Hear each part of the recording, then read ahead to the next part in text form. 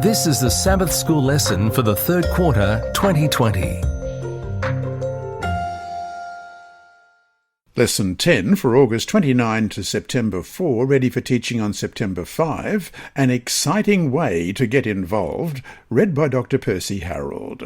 Wednesday, September 2, New Testament Small Groups. The New Testament church exploded in growth.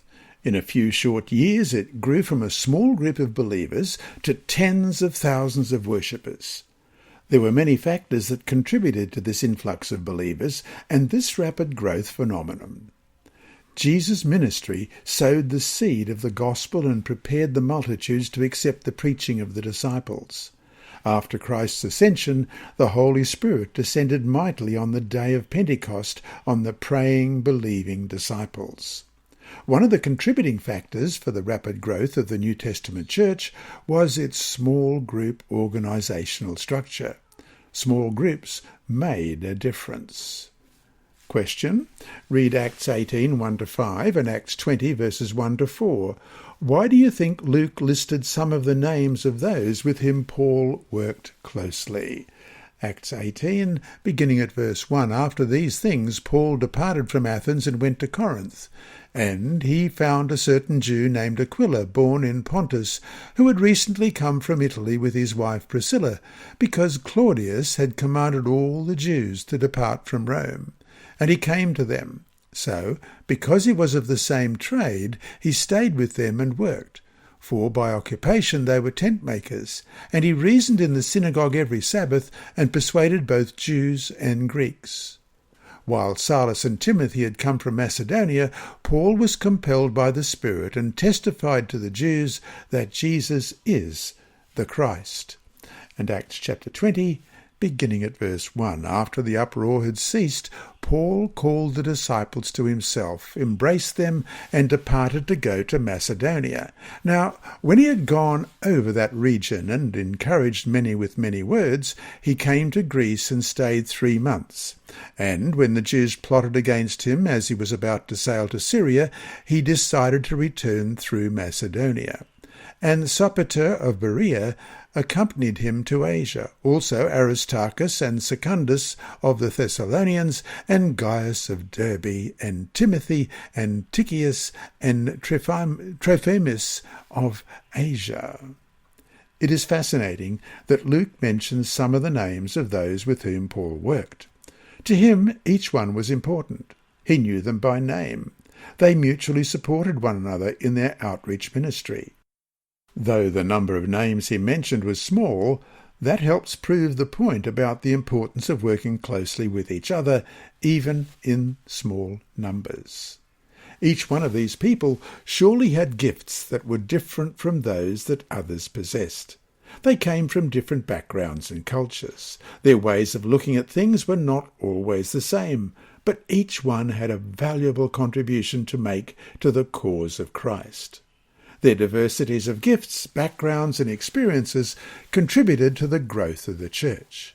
They each contributed to the mission of Christ from the richness of their own background and personal experience with Jesus. Question. Compare Acts 16, verses 11 to 15 and verse 40, and Acts 12, verses 11 and 12. What invitation did Lydia give to Paul immediately after his conversion? Where did both Peter and Paul go after being delivered from prison? Acts 16, beginning at verse 11. Therefore, sailing from Troas, we ran a straight course to Samothrace, and the next day went to Neapolis, and from there to Philippi, which is the foremost city of that part of Macedonia, a colony. And we were staying in that city for some days. And on the Sabbath day we went out of the city to the riverside, where prayer was customarily made. And we sat down and spoke to the women who met there. Now a certain woman named Lydia heard us. She was a seller of purple from the city of Thyatira, who worshipped God. The Lord opened her heart to heed the things spoken by Paul, and when she and her household were baptized, she begged us, saying, "If you have judged me to be faithful to the Lord, come to my house and stay." So she persuaded us. And verse 40.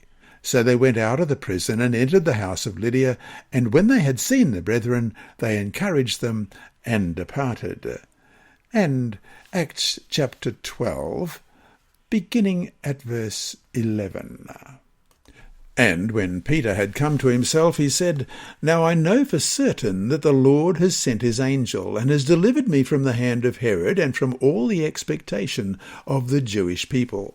So when he had considered this, he came to the house of Mary, the mother of John, whose surname was Mark, where many were gathered together, praying.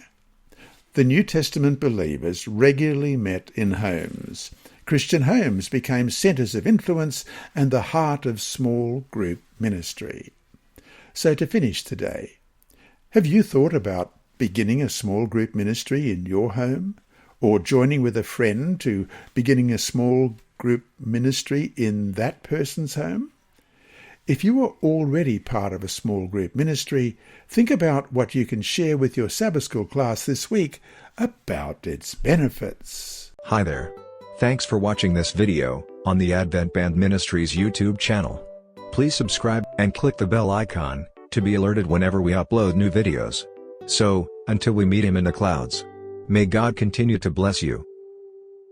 This lesson was read by Dr. Percy Harrold for Christian Services for the Blind and Hearing Impaired, Christian Record Services for the Blind, the Sabbath School Department, and Hope Channel. You can also listen on the official Sabbath School 4 app and the Apple iTunes app, Sabbath School with Percy Harrold. Remember, God is always faithful.